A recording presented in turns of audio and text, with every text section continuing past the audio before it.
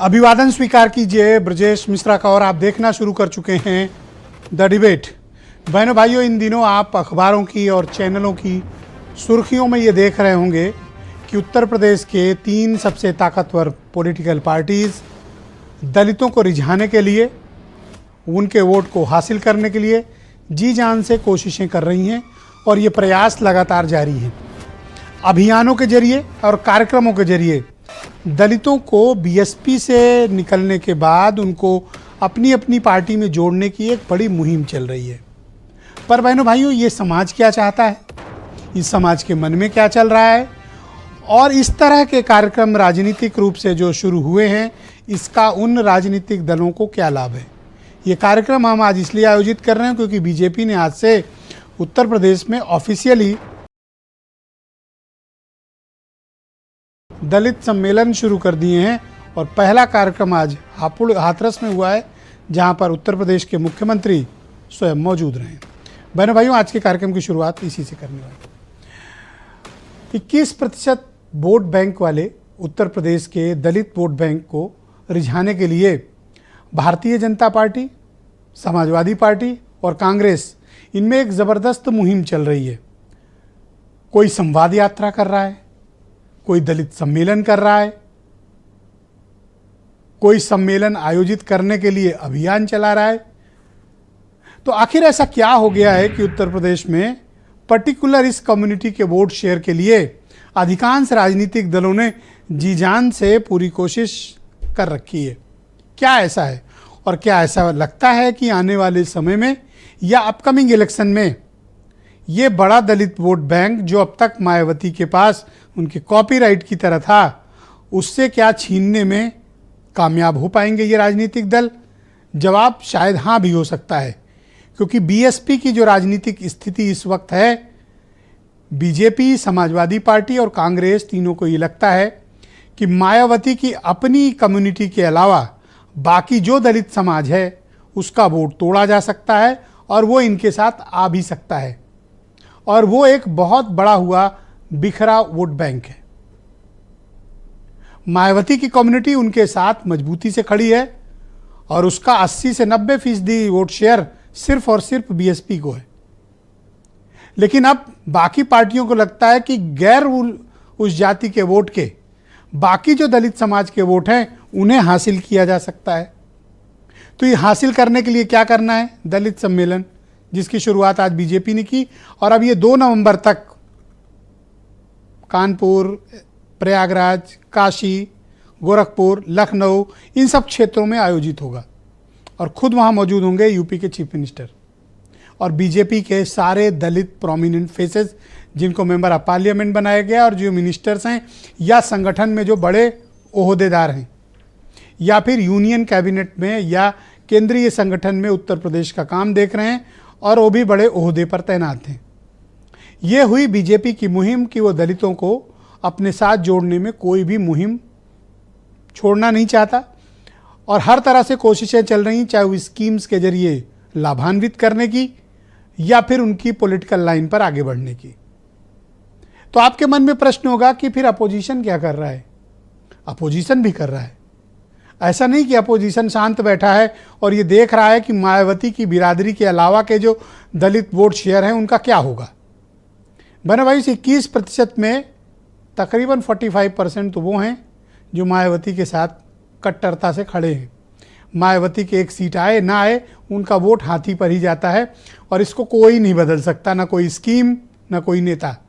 उस vote share के साथ आज भी मायावती खड़ी हुई है। लेकिन जो गैर मायावती की जाति के दलित वोट हैं उनमें ज़बरदस्त बिखराव है। इस बिखराव का लायन शेयर खींचने की कोशिश कर रहे हैं कौन? बीजेपी, सपा और कांग्रेस।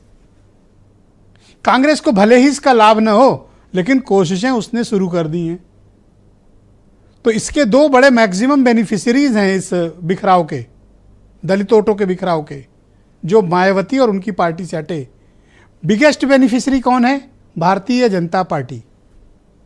सेकंड बिगेस्ट बेनिफिशियरी हैं समाजवादी पार्टी। 125 सीटें असेंबली में मिली, वोट शेयर 36% से ज़्यादा गया और घोसी का चुनाव उन्होंने अभी जीता। कांग्रेस के पास कुछ नहीं है, लेकिन उसने दलितों से संवाद यात्रा शुरू कर दी है कि ऐसा क्या था कि 80 के दशक में आपकी हमारी मोहब्बत बहुत थी और उसके बाद आपने हमें भुला दिया। क्या दलित और कांग्रेस ये इकट्ठे हो पाएंगे? बने भाई, इतिहास में तो ये रहे हैं साथ में, लेकिन इतिहास वर्तमान का कोई प्रतीक नहीं है। अभी की राजनीति में बहुत बड़े बदलाव आ चुके हैं। उत्तर प्रदेश की राजनीति में गंगा, यमुना, सरयू, केन, बेतवा, इन सब में बहुत पानी बह चुका है। राजनीतिक वातावरण और परिस्थितियों में जबरदस्त बदलाव आया हुआ है। इसलिए कांग्रेस के हाथ कुछ लगेगा, अभी इसमें संदेह है। लेकिन ये जो दलित वोटों का 55% का बिखराव है, दलित वोट शेयर की बात कर रहा हूं, जो 21% है उसका 55%, उनमें जबरदस्त बिखराव है और इनको रोकने में मायावती कामयाब नहीं हुई है। यही कारण है कि उनका जबरदस्त पॉलिटिकल डिक्लाइन हुआ है, वर्टिकल फॉल हुआ है बहुजन समाज पार्टी का। 29% वोट शेयर वाली पार्टी जब सत्ता में आए थे उत्तर प्रदेश के, और आज खड़े हैं 12.5% वोट शेयर पे। कितने वोट गायब हुए? 17.5%। ये कहां गए? ये बीजेपी में, समाजवादी पार्टी में गए, अदर्स को गए।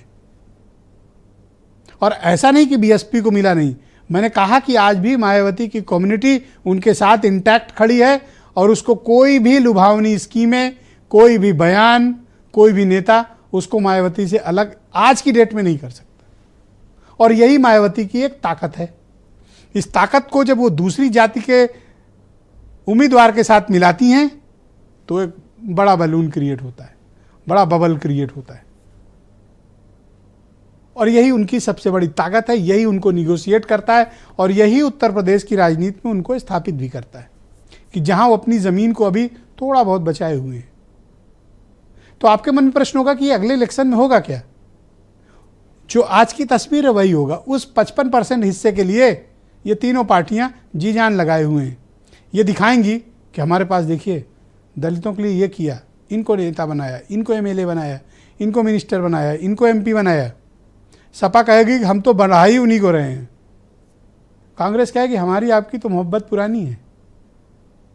अब ये दलितों के मन में क्या चल रहा है, इसी को डिकोड अगर जो कर लेगा, उसी को इस 55% वोट शेयर का लॉयन शेयर हाथ आने वाला है। बहनों भाइयों, आप कुछ बयान सुन लें, फिर आज की डिबेट को हम आगे बढ़ाएंगे।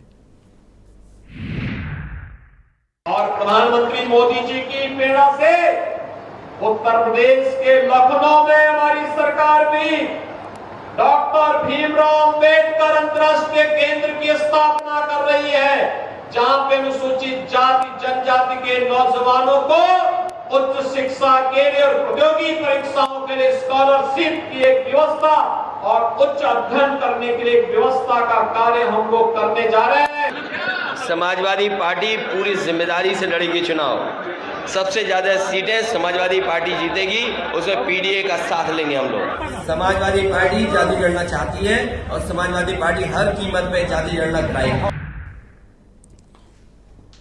बहनों भाइयों, हापुड़ में आज भारतीय जनता पार्टी ने जब दलित सम्मेलन की ऑफिशियली शुरुआत कर दी तो अब एक बड़ा अभियान शुरू हो चुका है। आज की चर्चा का मुख्य केंद्र बिंदु यही है। साक्षी दिवाकर उत्तर प्रदेश में भारतीय जनता पार्टी की प्रवक्ता हैं, सुरेंद्र राजपूत उत्तर प्रदेश में कांग्रेस कमेटी के प्रवक्ता हैं, सुनील सिंह साजन समाजवादी पार्टी के प्रवक्ता, कालीचरण स्नेही जी दलित समाज के बहुत ही जाने माने चिंतक हैं, और केपी मलिक जाने माने पत्रकार और पॉलिटिकल एनालिस्ट, वीरेंद्र सिंह जी हमारे स्टेट हेड। आप सबका शुक्रिया और धन्यवाद इस बेहद महत्वपूर्ण सामाजिक और राजनीतिक मसले पर चर्चा के लिए मेरे साथ जुड़ने पर। बहुत धन्यवाद।